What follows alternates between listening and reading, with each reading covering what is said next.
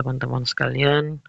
Hari ini kita akan membahas tentang bagaimana tips dan trik dalam membuat video UKIN PPG 2025.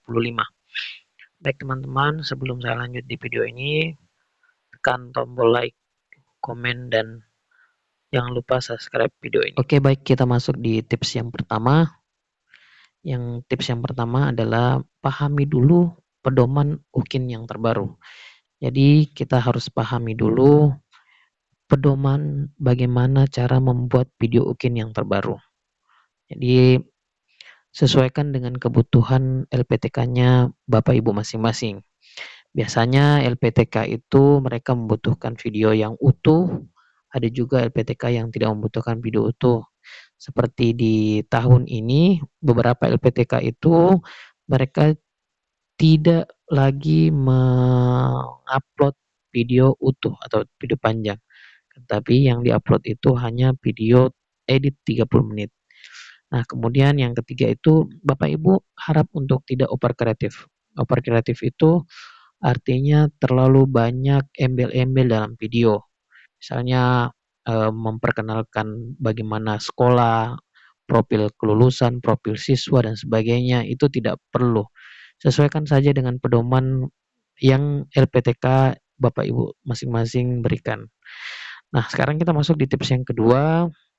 Tips yang kedua adalah Bapak Ibu harus siapkan modul ajarnya. Nah, ini penting ini. Modul ajar yang bagaimana yang harus dipersiapkan? Yang pertama itu adalah modul ajar yang betul-betul Bapak Ibu terapkan di sekolah. Nah, modul ajar yang betul-betul Bapak Ibu siapkan untuk UKIN dan diterapkan di sekolah masing-masing. Jadi jangan sampai Bapak Ibu menyiapkan modul ajar yang tidak ada sangkut pautnya dengan sekolah. Misalnya yang harusnya ada menggunakan PPT yang ditampilkan di LCD projector, tapi di sini tidak ada. Jadi itu harus disiapkan bagus-bagus. Kemudian yang kedua adalah Bapak Ibu sebelum mengajar nanti, Ibu harus memperjelas sintaks atau langkah-langkah dalam modul ajar.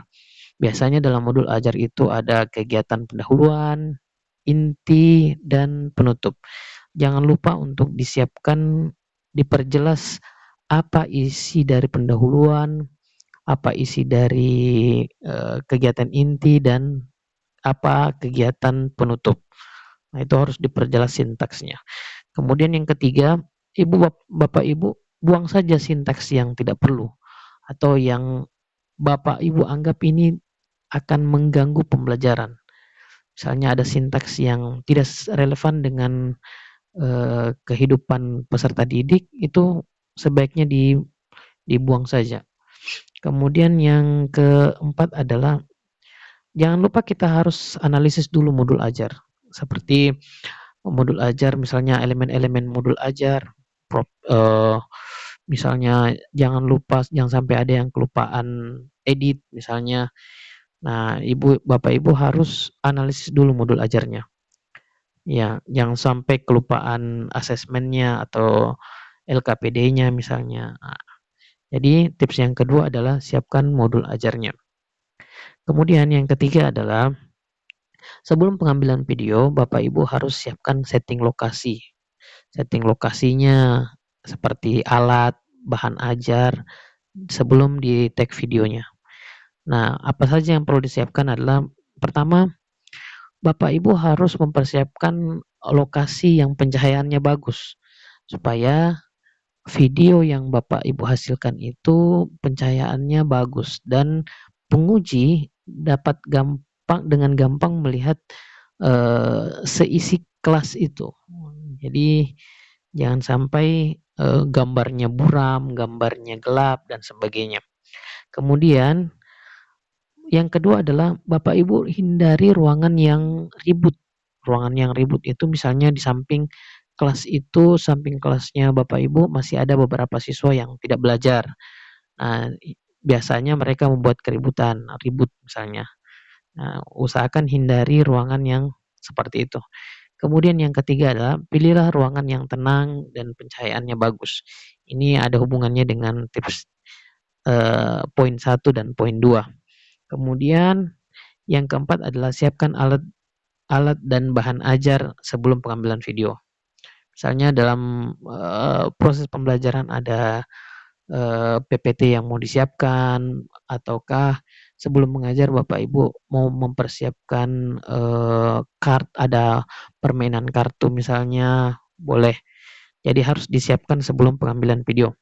Kemudian yang kelima adalah jangan sampai kelupaan di bagian LKPD.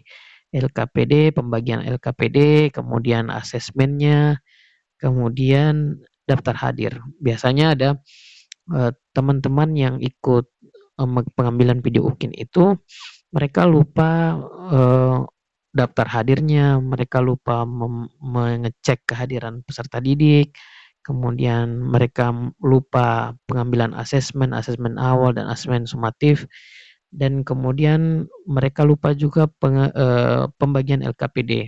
Nah, ini kadang terjadi di pembuatan video UKIN. Kemudian tips yang keempat adalah lakukan latihan simulasi mengajar, Bapak Ibu.